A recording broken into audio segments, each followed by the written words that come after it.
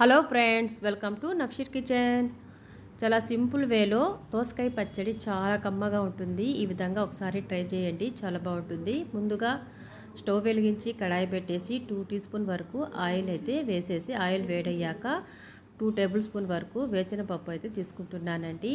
వేచిన పప్పు దోరగా వేయించుకోవాలి.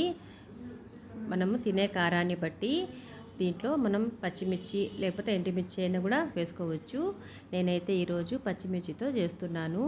కలర్ అయితే మారింది కదా వేసిన పప్పువి.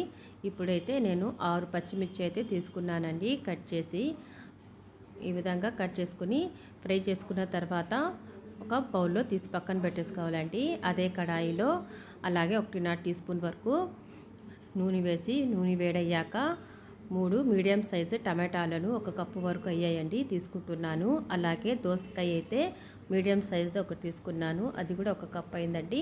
ఇందులో వేసేసి బాగా మనం ఒకసారి కలిపి ఒక 5 నిమిషాల పాటు ఈ విధంగా ఉడికించుకున్న తర్వాత ఇందులోని కొద్దిగా పసుపు పొడి అలాగే కొద్దిగా కల్లుప్పు అయితే వేస్తున్నానండి. ఈ కల్లుప్పు వేయడం వల్ల చాలా త్వరగా మగ్గిపోతాయి టమాటా మరియు దోసకాయ అనేది.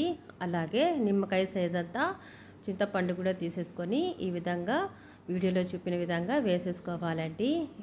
దీన్ని ఒకసారి బాగా కలిపేసి మూత పెట్టేసి బాగా మగ్గించుకోవాలి. మగ్గడానికి 5 నుంచి 7 నిమిషాల వరకు పడుతుందండి. మగ్గించుకొని స్టవ్ ఆఫ్ చేసేసేయాలండి, చల్లార్చుకోవాలి.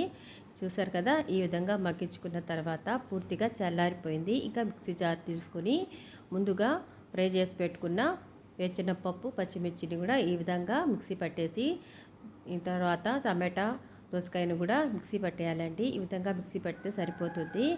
తర్వాత స్టవ్ వెలిగించి కడాయి పెట్టేసి 3 టేబుల్ స్పూన్ వరకు ఆయిల్ వేసి 1 స్పూన్ జీలకర్ర 1 స్పూన్ వరకు ఆవాలు వేసి చిటపటలాడిన తర్వాత కొద్దిగా కరివేపాకు రెమ్మలు కూడా ఇందులో వేసేసి కొద్దిగా ఫ్రై చేసిన తర్వాత మనం మిక్సీ పట్టుకున్నాం కదా పచ్చడి, ఇవి కూడా ఇందులో వేసేసి ఒక 5 నిమిషాల పాటు మీడియం ఫ్లేమ్ మీద దీన్ని ఉడికించి స్టవ్ ఆఫ్ చేసేయడమే అండి.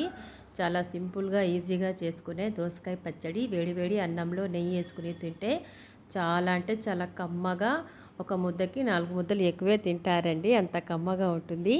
ఒకసారి ఈ మెథడ్లో మీరు కూడా ట్రై చేసి చూడండి, మీకు కూడా నచ్చుతుంది. ఫ్రెండ్స్, నా వీడియో కనుక నచ్చినట్లయితే తప్పకుండా లైక్, షేర్, సబ్స్క్రైబ్ చేయండి. అలాగే పక్కనే ఉన్న బెల్ ఐకాన్ని క్లిక్ చేయండి. అప్పుడే నేను అప్లోడ్ చేసే కొత్త వీడియో నోటిఫికేషన్ ద్వారా చూడగలరు. ఈ వీడియో చూసినందుకు థ్యాంక్